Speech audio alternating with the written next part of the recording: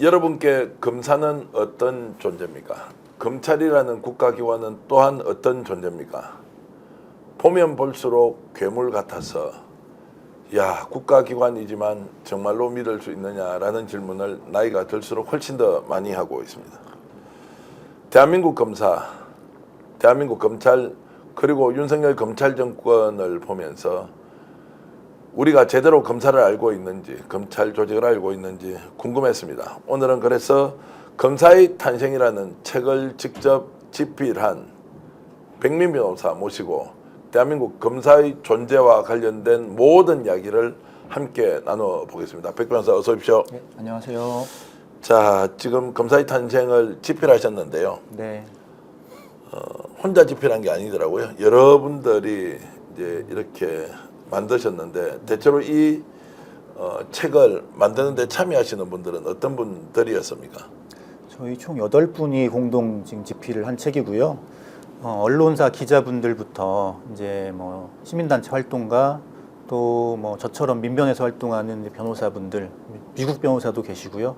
다양한 분들이 모여서 책을 같이 쓰게 됐습니다. 네, 다양한 분들이라는 것은 이제 결국 법조 전문 기자 그리고 민변에서 활동하는 인권 변호사 또는 네. 검찰 문제를 검찰 개혁을 지속적으로 외치는 분, 또 검찰 문제에 확고한 견해를 가지고 계신 대학 교수 예. 이런 분들이 다 이제 총망라해서 이 책을 이제 쓰셨다는 건데 저 집필을 하게 된 배경은 어떤 겁니까? 예, 저희들이 뭐 검찰 문제를 하루 이틀 뭐 고민하던 분들은 아니었고요. 검찰에 대해서 사실 올해 초에 책을 내려고 준비를 하고 있었는데 좀 내용을 이제 정리하고 다듬다 보니까 책이 이제서야 나오게 됐습니다. 이 책을 집필하게 된 목적은 이 검찰 이야기를 이제 저희 같은 이제 사람들, 소위 검찰 전문가라고 하는 법학자나 변호사나 이런 사람들 사이에서만 얘기하는 게 아니고 좀 시민들과 같이 이야기를 좀 하고 싶다라는 생각이 컸고요. 네. 특히 검찰개혁이라는 의제가 너무 정치권에서만 쓰는 얘기가 되는 것이 아닌가라는 생각에서 이 검찰이 사실 나 개개인의 우리들의 삶에 큰 영향을 미치잖아요. 그래서 시민들에게 이건 우리가 함께 생각하고 이 검찰 제도를 바꾼다면 주권자인 시민들이 어떻게 바꿀지를 좀 같이 생각해야 될 주제다라고 생각을 해서 책을 내게 됐습니다. 조금 도발적으로 질문하면 국민이 마음을 먹으면 검사, 검찰 조직 바꿀 수는 있습니까? 절대로 바뀌지 않을 철옹성 같다는 느낌이 드는데 바꿀 수는 있습니까? 저희가 뭐 대통령 탄핵도 뭐 한 나라이고 또 민주주의를 이뤄서 지금 굳건하게 민주주의 체제가 잡힌 나라지 않습니까? 진행자께서 바꿀 수 있냐고 물어보셨는데 저는 바꿀 수 있다고 믿고요. 이제 서구 유럽이나 뭐 영국, 미국 같은 경우는 몇백 년에 걸쳐서 사실 검찰 제도를 만들어 왔어요. 그래서 그런 나라들은 검사가 그렇게 큰 힘을 갖고 있지가 않습니다. 검찰 문제가 뭐 중요한 어떤 정책 이슈나 이런 걸로 다뤄지지가 않아요. 저 개인적으로는 검찰 개혁이라는 게 대선 공약이 되는 거는 이제 진짜 마지막이 됐으면 하는 생각이 있고요. 왜냐하면 우리나라가 미래를 대비할 주제들이 많지 않습니까? 기후 위기도 있고 지금 저출생 문제나 지방 붕괴 문제나 또 인공지능 산업이나 기술 이런 것들을 앞으로 어떻게 할지 이런 얘기들을 해야 될 시간들인데 하지만 지금의 검찰 문제를 해결하지 않고서는 그 다음 미래 얘기를 할 수가 없기 때문에 이번엔 정말로 검찰을 개혁하고 넘어가자라는 생각에서 좀 책을 쓰게 됐습니다. 자, 그러면 이제 문제가 뭔지 진단을 하고 또 대안을 만들고 결국 국민을 위한 국가기관, 검찰 조직으로 거듭나야 하는데 하나하나 좀 따져서 여쭤보겠습니다. 지금 현재 대한민국의 검사들 어떤 문제가 있는 겁니까? 한마디로 얘기하면 너무 힘이 많고요. 예. 너무 많은 영향을 사회에 또 정치에 끼치고 있습니다. 지금 질문에 한마디로 답하자면 검사는 본연의 역할을 충실하게 하면 된다고 저는 생각을 하거든요. 네. 검사의 본연의 역할이 뭐냐면 범죄자를 잘 기소를 해서 재판 잘 받게 하고 처벌이 되기까지 하는 게 본연의 역할입니다. 그 일을 열심히 하면 되는데 그런데 어떠한 사람을 범죄자로 만들지 어떤 사람은 범죄자로 안 만들지 그런 것까지 결정할 권한을 검사한테 다 주는 건 아니거든요. 네. 그리고 또 정치를 이렇게 해라 저렇게 해라 라거나 어떤 정책 예를 들어 탈원전 정책이 좋다 나쁘다 이런 것을 결정할 권한까지 검사에게 주지는 않습니다. 근데 지금의 검사들은 본인들이 하고 싶은 수사에 좀 몰두를 하느라 정작 그 말씀드린 본연의 역할 잘 공소를 제기하고 형사재판이 진행되게 하는 것 그러한 역할에는 좀 뒷전인 것이 아닌가라는 생각을 합니다. 자, 이제 정책에 직접 개입을 해서 정책의 범법 여부를 따진다. 또는 정치에 직접 개입하거나 정치권의 요구를 받아서 검찰이 권력 사유화의 과정에 개입을 한다. 이제 이런 문제인데, 자, 요걸 정리하면은 정치 검찰이라고 우리가 보통 이야기를 하면 되는 것이죠. 정치 검찰이기 때문에 검찰이 갖고 있는 가장 큰 문제는 정치 검찰이다. 이렇게 우리가 단정을 좀 지어도 됩니까? 네. 사실 정치검찰이라는 말은 검사들도 굉장히 싫어하는 말이에요. 네. 그 말이 사실 요즘 나온 말이 아니고 뭐 저희 책에서도 잠깐 나오지만 90년대 YS 정권 때부터 검찰의 힘이 강해지면서 검찰이 너무 정치에 활용되는 현상 이거는 문제가 있다는 취지에서 정치검찰이라는 용어가 나타났다고 알고 있는데요. 검찰이 정치화되면은 안 되죠. 예. 예. 안 되는데 이제 어쨌든 정치 검찰로 오히려 바뀌면서 그 정치 검찰이라는 게 국민들한테 미치는 특히 정치인 또는 정당 정책에까지 직접적인 영향을 미치고 특정한 정치 세력의 이익을 대변해주는 때 이제 활용되는 수준으로 가버린 거지 않습니까? 네. 그러다 보니까 어느 순간에 검찰이라는 조직이 괴물이 되어서 선출되지도 않았는데 그 조직의 특성 때문에 국가 전체의 권력을 좌우하는 정도까지 이제 변형이 돼버렸다는 것인데 그게 이제 대표적으로 드러나는 것이 지금 윤석열 정권이라고 봐야 되지 않겠습니까? 예. 자, 검사 출신 윤석열 대통령이 지금까지 국정을 운영하는 방식을 보시면 이것이 지금 검찰의 개혁이라는 것과 직접 연관이 되어 있다라고 보시는지 연관이 되어 있다면 어떤 부분이 깊이 연관이 되어 있는지 좀 말씀을 해주시죠. 그 말씀을 드리기 전에 예. 저는 이제 영화 배트맨에서 나오는 검사 이야기를 먼저 드리고 싶어요. 네. 배트맨 영화를 보면 정의로운 검사가 한 명 나옵니다. 하비덴트라는 인물인데요. 고담시에서 이제 검사 역할을 하고 있는데 그 인물이 점점 욕심을 크게 키우다가 이제 사고를 당해서 얼굴 반쪽이 이제 괴물로 변해버립니다. 얼굴 반쪽이 완전히 일그러지는데요. 그렇게 해서 이제 투페이스라는 별명을 얻게 되죠. 그래서 그 인물이 동전을 던져서 앞면이 나오면 정의로운 검사의 역할을 하고 동전을 던져서 뒷면이 나오면 이제 일그러진 악당의 얼굴로 역할을 하게 됩니다. 저는 그 하비덴트라는 인물이 투페이스라는 악당으로 변하는 과정이 검사라는 존재에 대해 상징하는 바가 있다고 생각을 하는데요. 지금 검사 출신 윤석열 대통령이 이제 보이는 어떤 검사직 통치 그리고 어떠한 무리한 최근에 이제 비상계엄 선포에 이르는 과정까지를 보면 이제 검찰식의 통치, 이제 검찰 국가는 굉장히 위험하고 유지될 수 없는 수준에 이르렀다라고 생각이 들고요. 윤석열 검사가 정의로운 검사의 이미지로 대선 후보가 되고 대통령까지 됐습니다만 과연 본인이 말했던 공정과 상식이 지켜지는 나라가 되었는지 아니면 그 배트맨 영화에서 걱정했던 그 반쪽에 일그러진 얼굴로 검찰을 이용하고 있는지 좀 돌아볼 때가 됐다고 생각합니다. 실제로 어떤 얼굴입니까? 지금 검사 출신 윤석열 대통령이 어떤 얼굴을 하고 있습니까?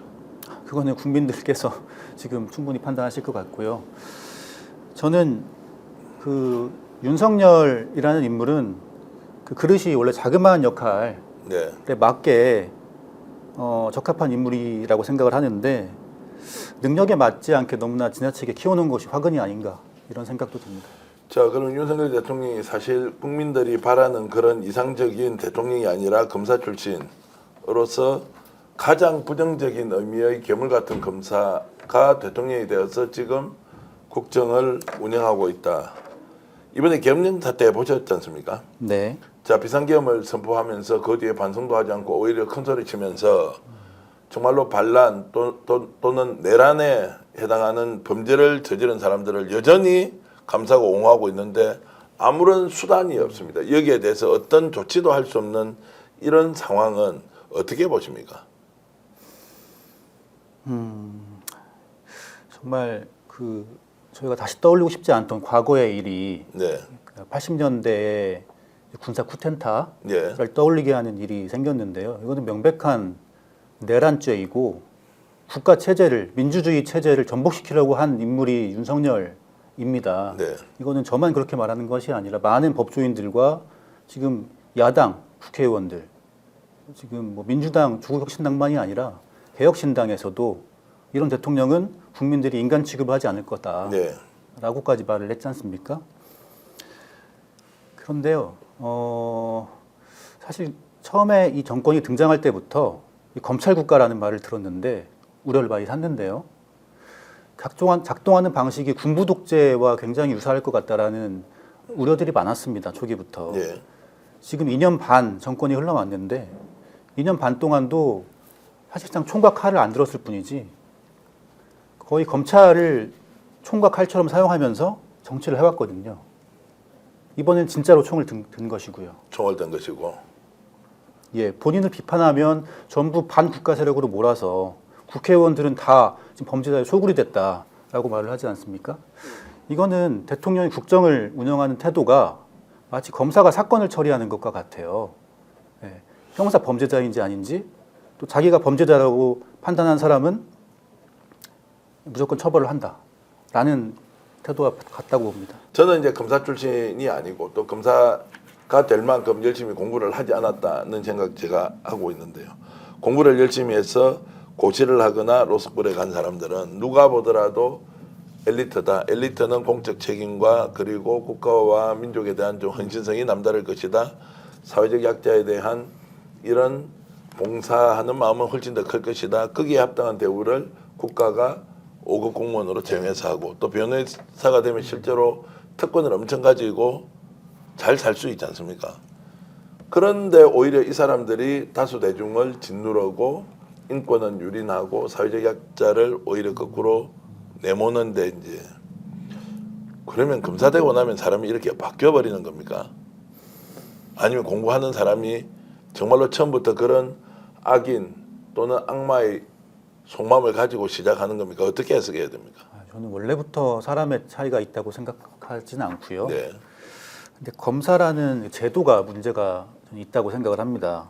다 이제 검사가 되면 정의로운 검사가 되려고 모여서 검사 선서를 하고 열심히 일을 하려고 하지만 조직이 이상하게 흘러갈 때가 있는 것 같습니다. 제가 공부할 때 뉴스를 볼 때도 그렇게 느낀 적이 있고 변호사 일을 하다가도 좀 이상하게 검찰이 흘러가네라고 느낀 적이 있는데요. 그러면 이게 검찰이라는 조직의 문제인가 아니면 검사 개개인들의 문제인가라는 생각이 드는데 저는 그 모래밥에 한번 비유를 해보고 싶어요. 저희가 밥을 먹다가 모래가 나오면 그 밥을 안 먹지 않습니까? 네. 모래밥은 밥이 아닙니다. 지금의 검찰이 일을 하다가 곳곳에서 모래가 나오는데 그러한 검찰은 전체적으로 우리가 믿을 수가 없는 거예요. 그래서 뭐 90% 넘는 검사들이 지금 우리나라 2,000명 넘는 검사들이 있는데요. 본연의 역할을 열심히 하는 검사들도 물론 있겠지만 어디서 모래가 나올지 모르는 그러한 제도를 갖고 있기 때문에 지금 검찰 제도가 불신을 당하고 또 개혁을 피할 수가 없는 상황이라고 생각을 합니다. 자, 이제 책 내용을 말씀하셨으니까 저도 언급을 좀 하겠습니다. 제가 지금 여러분들께 보여드리는 이 책이 바로 검사의 탄생이라는 책인데요. 대한민국 검사가 이제 어떻게 탄생했으며 지금 어떻게 우리 사회에 작동을 하고 있으며 어떤 방식으로 개혁을 해야 되는지 이렇게 쭉 정리를 매우 잘 해 놓은 책인데요. 자, 이 책을 이제 쓰면서 우리 국민들이 꼭 알아야 되는 이 검사의 탄생이라는 책을 통해서 국민들이 꼭 알아야 되는 이 본질 어떤 겁니까? 검사의 본질. 검사의 본질은 아까 말씀드렸던 본연의 역할인데요. 공소 제기를 잘해서 범죄자가 형사처벌 받게 하는 과정까지 검사가 잘하면 되는 겁니다.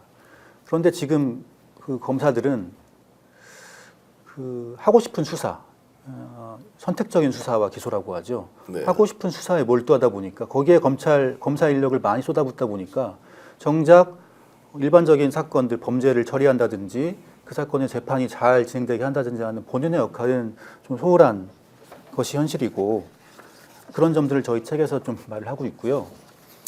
검찰의 힘은 수사권과 기소권에서 나옵니다. 네. 오랜 기간 동안 검사가 수사를 사실상 독점해왔고 기소권은 지금도 독점하고 있죠. 이거를 법률적인 용어로는 이제 기소 편의주의, 기소 독점주의라고 하는데요. 검사가 모든 기소를 다 독점해서 하고 기소를 안 할 수도 있고 할 수도 있고 그런 선택권이 다 검찰에게만 있는 겁니다. 그러한 힘이 잘 쓰이면 좋은데요.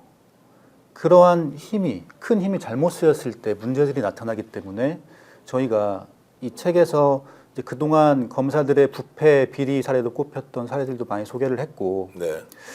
이 큰 힘, 수사권과 기소권이라는 힘을 어떻게 다시 재편하고 제도적으로 바꿔내야 될 것인가 그런 점들도 좀 얘기를 해보려고 했습니다. 백민 변호사, 우리 국민들에게 지금 알려진 것, 적극적으로 얼굴을 드러내고 외부 활동하신 거는 아마 최장병 우리 사망 사건 이후에 적극적으로 나서서 활동하신 거죠.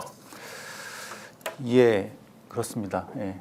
그래서 네. 주로 지금 어떤 일을 지금 민변에서 하고 계시고 본인이 또 이력도 네. 좀 설명 좀 이제 해주시죠. 제가 개인적으로 하는 일도 있고 네. 이제 민변 단체와 함께하는 것도 있는데요. 그동안 이제 주요 고발 사건 제가 좀 참여했던 거 말씀드리면 최상병 사건으로 대통령 수사 외압 혐의를 이제 고발을 했고요. 또 이종섭 호주 대사 범인 도피 네. 부분도 고발장 제출을 했고 올해 초에는 윤석열 대통령이 이제 국민의힘 당무 개입 논란이 있었습니다. 그때도 당무 개입 부분이 지금 명태균 게이트의 전초였다고도 볼 수 있는데 네. 그 당시에도 올해 초에도 이미 나왔던 얘기인데 국민의힘 당대표 선출에 대통령이 개입을 하고 뭐 김기현 국회의원은 뭐 불출마하라고 뭐 종용을 한다든지 이렇게 총선에 개입을 하는 일이 당시에도 있었기 때문에 형사 처벌 사유가 되기 때문에 고발을 제가 했었고요. 또 이제 가장 최근에는 이제 지금 계엄 선포 한 부분에 대해서 내란죄로 윤 대통령을 고발한 일을 민변에 많은 변호사님들과 같이 진행을 했습니다.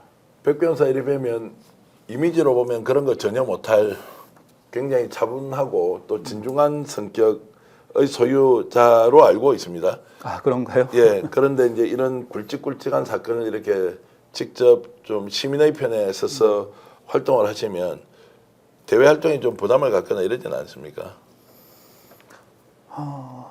이것을 누군가는 해야 될 일이라고 생각을 네. 하고요. 제가 뭐 특별히 뭐 윤석열 대통령에 대해서 뭐 안 좋은 감정이 있어서 이런 고발을 하는 거겠습니까? 그 잘못한 일에 대해서 책임을 묻고 넘어가야 나라가 좀 바로 세워지기 때문에 좀 뭐 저라도 나서서 좀 힘을 좀 보태보자라는 생각에서 일을 하다 보니까 좀 여러 건들을 고발하게 됐습니다. 네.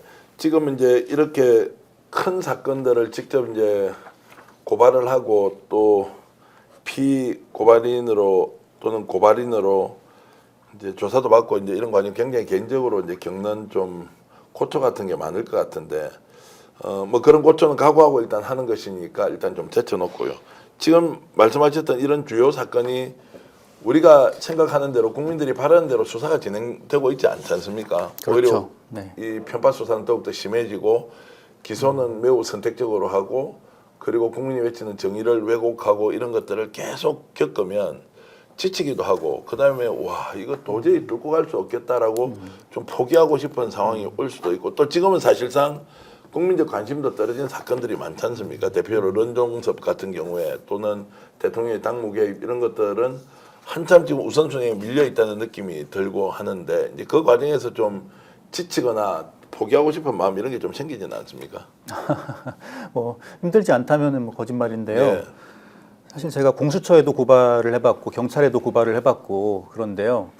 잘 움직이지는 않습니다. 아무래도 지금 정권이 검찰 정권이다 보니까 뭐 수사기관들도 눈치를 보는 거겠죠. 그거는 뭐 감수하고 고발을 하는 것이고요. 하지만 그럼에도 고발을 해놓는 이유는 역사의 기록으로 남겨야 되기 때문에 네.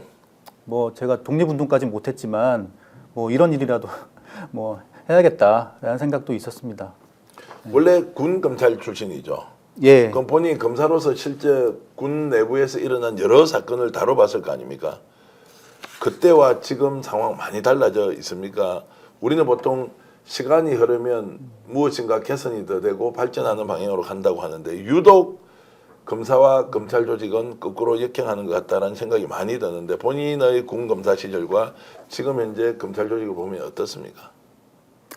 사실 군 검찰과 검찰은 좀 차이는 있는데요. 네. 군 검찰은 사실 국방부 내 조직이거든요. 그래서 국방부 장관 통제를 받고 엄밀히 말하면 옛날부터 군대라는 것은 왕의 어떠한 그 폭력 기구였잖아요. 네.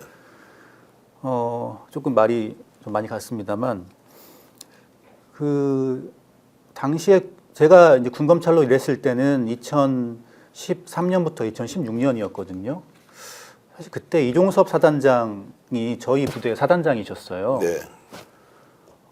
그때 군 검사가 사건을 처리하고 이런 사건을 이렇게 기소하겠습니다라고 결재를 올리면 한 번도 거절한 적이 없었습니다. 뭐 다르게 판단해라, 뭐 하지 말아라 그런 적이 없었는데 그분이 이번 정부에서 국방부 장관이 되었고 최상병 사건 때 보인 모습은 제가 알던 이종섭 사단장과는 많이 달랐고요. 네. 그래서 뭐 개인적으로는 좀 의아하긴 했는데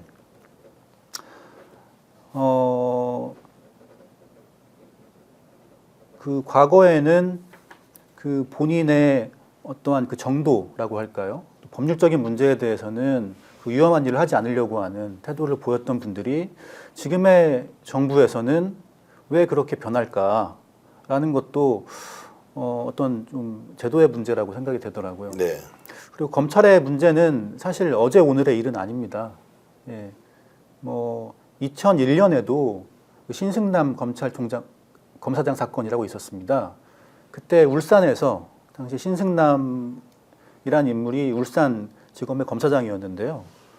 당시 울산시장의 뇌물 사건이 불거져서 담당 검사가 물증까지 확보했는데 전화 한 통을 걸어서 야 이 XX야 라는 말로 그 내사를 다 종결시키거든요. 그게 2000년 초반의 일이었는데 과연 지금 뭐 크게 다르다고는 할 수 없죠. 네.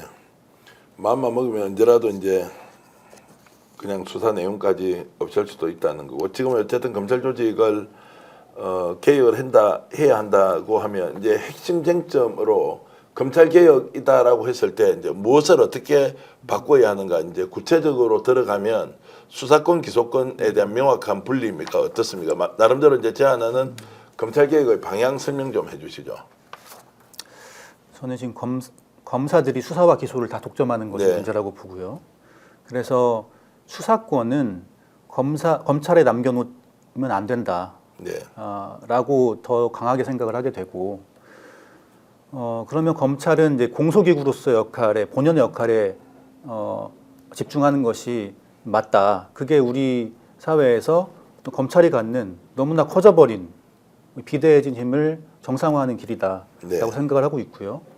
또 두 번째는 시민들이 많이 참여하고 감시할 수 있어야 된다 생각을 합니다. 뭐 해외에도 뭐 그 배심원 제도가 있고 또 미국에서는 검사가 기소할지 말지를 중요한 사건의 경우에는 대배심이라고 해서 시민들이 같이 판단하지 않습니까? 이렇게 지금 검사들의 밀실에서 하는 결정을 국민들이 점검할 수 있어야 된다고 생각을 해요. 지금 검찰이 뭐 김건희 여사 주가 조작 사건에 대해서 무혐의입니다 라고 말을 해도 그 결정이 과연 잘 된 것인지 아닌 것인지 국민들이 의아해하고 있잖아요. 그런 것을 점검할 수 있어야 되는데 한번 검사가 결정을 내리면 다시 질문 받지 않아. 이 결정이 무조건 맞아. 보고 지나치는 확신에 빠지는 것. 이러한 태도를 지금 뭐 일부 검사들과 이제 대통령에 이르기까지 보이고 있고 그게 말한 제가 아까 말씀드린 그 좀 모래밥에 나오는 모래들의 그 위험이라고 생각을 합니다. 명확하게 이제 수사권 기소권은 분리되어야 한다라고 보시는 거. 그럼 수사 누가 하면 됩니까? 이제 경찰에서 합니까? 아니면 국가수사본부도 경찰청 안에 있는데 예. 수사 주체가 여러 군데 공적으로 좀 만들어져야 한다 이렇게 보십니까? 예, 수사는 지금 경찰이 하면 되고요. 네. 이제 수사기구를 여러 개로 분산시켜서 만드냐. 네. 이제 경찰, 공수처, 뭐 여러 가지 중수청 뭐 이렇게 만들자는 견해도 있고 아니면 좀 모아서 국가수사청이나 네. 국가수사본부로 뭐 하나로 모아서 가자. 뭐 그런 의견도 있긴 있는데요. 뭐 어느 것이든 뭐 다 가능하다고 생각을 합니다. 그리고 말씀드리고 싶은 건 어떤 이 수사기구나 검찰 제도를 어떻게 만들지는 다 나라마다 역사와 특색이 있거든요. 그래서 뭐 다른 나라는 검사가 수사를 하고 뭐 어떻게 하고 하는 거는 우리나라에는 무용한 얘기들이라고 생각을 합니다. 네. 우리나라처럼 지금 검찰 독재, 검찰 국가라는 말까지 듣는 이 폐단이 심각해진 이 상황에서는 우리나라에 맞는 그 과감한 처방이 필요하다고 생각을 합니다. 100% 정답을 쫓기보다는 대한민국의 여건에 맞는 이제 수사와 기소의 분리 그리고 수사기관의 다양화이든 아니면은 집중하지만 권한과 역할을 분산시키는 것이든 자 필요하다는 건데 이 논의는 어제 오늘 일도 아니고 10년, 20년 된 이야기인데 이제 정치권에서 화답을 하거나 정치권에서 논의를 결론이 날 정도까지는 뭔가 끝장을 봐야 하는데 여전히 여야가 공수교대가 되고 정권이 뒤집어지면 또 이것을 미루거나 또 이 검찰 조직을 활용하거나 라는 이제 유혹에서 벗어나지 못한다는 이런 비판이 이제 어제 오늘 일이 아니지 않습니까? 네. 그럼 결국 법을 만든다는 것은 정치권에서 나서야 하는데 이것도 윤석열 잘못이다, 책임이다, 국힘 책임이다 이렇게 할 수 없지 않습니까? 그러면 다수당인 지금 야당 192석까지 되지 않습니까? 이제 이런 문제를 구체적인 안으로 적극적으로 밀어야 하는데 이런 야권의 적극적인 움직임이 부족하다는 것에 대한 평가는 어떻게 하십니까? 지금 뭐 야당들도 그런 고민이 뭐 있는 것으로는 알고 있고요. 이 192석의 한계를 어떻게 돌파할 거냐. 그래서 지금 정권에서 만약 못한다면 다음 정권이 바뀌었을 때는 바로 신속하게 추진을 해야 된다. 검찰 개혁부터 나라를 정상화하는 여러 가지 작업이 필요하지 않은가라는 생각도 국민의 한 사람으로서 합니다. 예. 하고 지금 이제 여당이라고 하는 국민의힘이 어떠한 개혁 입법이나 대통령 탄핵이나 응당, 공당으로서 해야 될 부분을 하지 않는 것 이런 부분을 하지 않으면 저는 사실상 이런 정당은 유지되어서는 안 된다는 생각도 드는데요. 예. 현실적으로는 참 당위적으로는 100% 맞는 말씀이지만 현실적으로 이것을 어떻게 강제할 것이냐 유지돼서는 안 되죠. 책임도 당연히 물어야 하고 그 책임은 법적 책임, 정치적 책임 정말로 사회 정의적 차원에서 윤리적 책임까지 필히 물어야 하는데 참 그 수단이 없어서 답답한 상황이 계속되고 있습니다. 지금 우리 백민 변호사께서는 이 검사의 탄생이라는 책을 통해서 우리 대한민국 국민들에게 알리고 싶은 메시지가 있으면 좀 정리를 해주시죠. 말씀드렸듯이 검사의 힘들, 검찰의 힘을 좀 분산시키고 개혁을 해야 된다는 말을 많은 시민들과 나누고 싶었고요. 이 책이 제목이 검사의 탄생이잖아요. 저희도 어떤 제목이 좋을까 많은 후보를 놓고 고민을 했는데요.